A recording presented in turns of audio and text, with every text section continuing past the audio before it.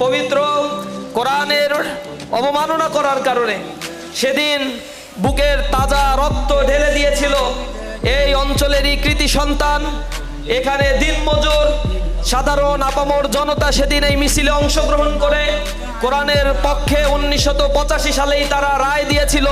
চাপাই নবাবগঞ্জের এই মাটি, যে মাটিতে শহীদ আব্দুল মতিন, শহীদ শীষ মোহাম্মদের রক্ত ঝরেছে, সে মাটি ইসলামী আন্দোলনের জন্য দুর্জয় ঘাঁটিতে পরিণত হয়েছে। সংগ্রামী উপস্থিতি, কোরআনের এই আলোকে যারাই নির্বাপিত করতে চেয়েছে, যুগে যুগে আল্লাহ রাব্বুল আলামিন তাদের কণ্ঠকে স্তব্ধ করে দিয়েছে। আল্লাহ রাব্বুল আলামিন কোরআন শরীফের ভিতরে বলছেন, ইউরিদুনা লিউতফিউ নূরাল্লাহি বিআফওয়াহিহিম ওয়াল্লাহু মুতিম্মু নূরিহি ওয়ালাউ কারিহাল কাফিরুন। তারা যুগে যুগে কোরআনের এই আলোকে মুখের ফুৎকার দিয়ে নিভিয়ে দিতে চেয়েছে।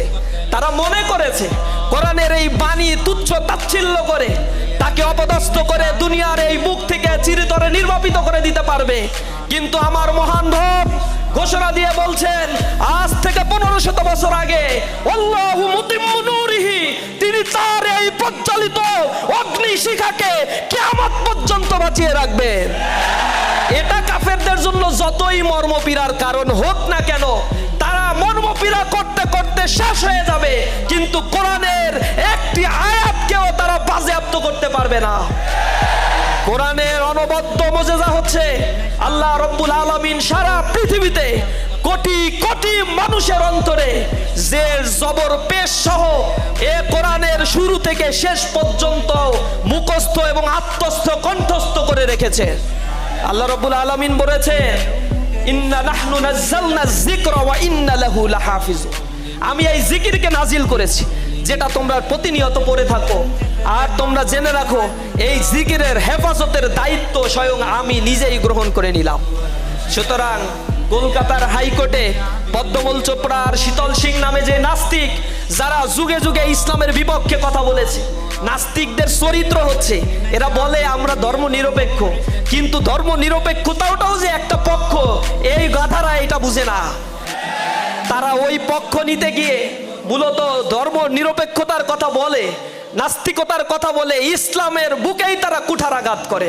প্রিয় উপস্থিতি, এই কোরআনকে বাজেয়াপ্ত করতে তারা যখন হাইকোর্টে রিট পিটিশন দায়ের করেছিল, এটার শুনানি করে 3 সপ্তাহের মধ্যে তারা একটি এফিডেভিট জমা দেওয়ার জন্য রাজ্য সরকারকে নির্দেশ প্রদান করেছিল। সাথে সাথে সারা পৃথিবীতে আন্দোলনের ঝড় তৈরি হয়। ঢাকায় দীর্ঘ 1 মাস ব্যাপী যে আন্দোলন করা হয়েছিল, তৎকালীন স্বৈর শাসক এরশাদ, যা পরবর্তীতে এই ফ্যাসিবাদের একমাত্র দোসর হিসেবে দীর্ঘ সময় ধরে তাদের তল্পি বাহক হিসেবে কাজ করেছে, এই স্বৈর শাসক কোরআনের পক্ষে একটি স্লোগানকেও তারা সহ্য করতে পারে নাই। এই ঢাকা থেকে শুরু করে সারা দেশের মিছিল, মিটিং, সভা সমাবেশগুলোতে তারা লাঠিচার্জ করেছিল। এই চাপাই নবাবগঞ্জে যখন তারা এই লাঠিচার্জ করার প্রতিবাদে মিছিল করেছিল 11ই মে, তখন তারা সেখানে গুলিবর্ষণ করেছিল। সেখানে তাজা রক্ত ঢেলে দিয়ে 8 জন ভাই শাহাদাত বরণ করেছিল। আল্লাহ রাব্বুল আলামিন তাদের রক্তের বিনিময়ে এই চাপাই নবাবগঞ্জের মাটিকে দিনে দিনে আল্লাহ রাব্বুল আলামিন ইসলামের জন্য কবুল করছেন। আলহামদুলিল্লাহ। আগামী দিনে আপনারা রায় দিয়ে বুঝিয়ে দিবেন, এই বাংলাদেশ কোনো ধর্ম নিরপেক্ষতাবাদীদের বাংলাদেশ নয়। শত বছরের ইতিহাস সাক্ষী, 1000 বছরের ইতিহাস সাক্ষী, এই অঞ্চলে মুসলমানেরা যখন এসেছে মানবিক মৌলিক মূল্যবোধ এখানে প্রতিষ্ঠা করেছে। এই বাংলাদেশে, এই বঙ্গপ্রদেশে সর্বপ্রথম বাংলা ভাষার সাক্ষী, বাংলাকে বাংলার মর্যাদা দেয়া, বঙ্গপ্রদেশকে বাংলাদেশের স্বাধীন মর্যাদা দেওয়ার ক্ষেত্রে স্বাধীন সুলতানি আমল সবচেয়ে গুরুত্বপূর্ণ ভূমিকা পালন করেছে। এখানে 550 বছর মুসলমানরা শাসন করেছে। 30% মুসলমান, 70% হিন্দু অধ্যুষিত এই ভূখণ্ডকে শাসন করে একবারের জন্য সেখানে কোনো ধরনের মেসাকার, কোনো ধরনের সাম্প্রদায়িক দাঙ্গার ঘটনা এখানে ঘটে নাই। কোরআনের এই আলো, যে আলোকে তারা নিভিয়ে দিতে চেয়েছে, এই উপমহাদেশ সাক্ষী দিয়েছে, তাদেরকে এই যুগে যুগে স্তব্ধ করে দেওয়া হয়েছে। জামাত ইসলামী, ইসলামী ছাত্র শিবিরকে এই 2024 সালে তারা নিষিদ্ধ ঘোষণা করেছিল।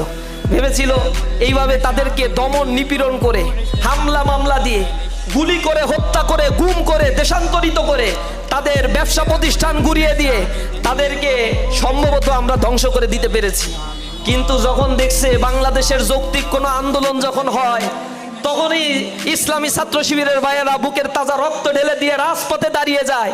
তখন তাদের মাথায় ঢুকছে যে এদেরকে নিষিদ্ধ করা ছাড়া দ্বিতীয় কোনো আর রাস্তা খোলা নাই। তারা ভালোভাবে বুঝতে পেরেছিল ইসলামী আন্দোলনকে, ইসলামকে জুলুম নির্যাতন যত করা হয়, সেখান থেকে নতুন সবুজ ঘাসের আরো দ্বিগুণ গতিতে জন্ম লাভ করে। এটা আওয়ামী লীগ ভুল বুঝেছে। যুগে যুগে জালেম শাহীরাই এই জিনিসগুলো বুঝতে তারা ভুল করেছিল, যার ফলশ্রুতিতে কোরআনকে নিয়ে সাম্প্রদায়িকের কথা তারা বলেছে, কোরআনকে নিয়ে উস্কানিমূলক কথা বলেছে। এই বাংলাদেশে আলেম ওলামাদেরকে জেলে ভরেছে, তারা অপমানিত করেছে। হজের ময়দানগুলোতে, মাহফিলের ময়দানগুলোতে আলেম ওলামাদেরকে অপদস্থ করা হয়েছে। মাদ্রাসা শিক্ষা ব্যবস্থাকে ধ্বংস করে দেওয়া হয়েছে। যুব শ্রেণীকে মাদকাসক্ত করে নষ্ট করে দেওয়া হয়েছে।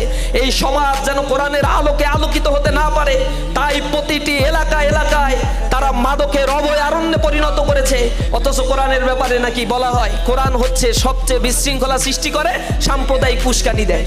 পৃথিবীর ইতিহাস সাক্ষী, রাসূল করিম সাল্লাল্লাহু আলাইহি ওয়াসাল্লাম দীর্ঘ 10 বছর মাদানী জিন্দেগিতে 82টা যুদ্ধে তিনি প্রত্যক্ষ এবং পরোক্ষভাবে অংশগ্রহণ করেছেন।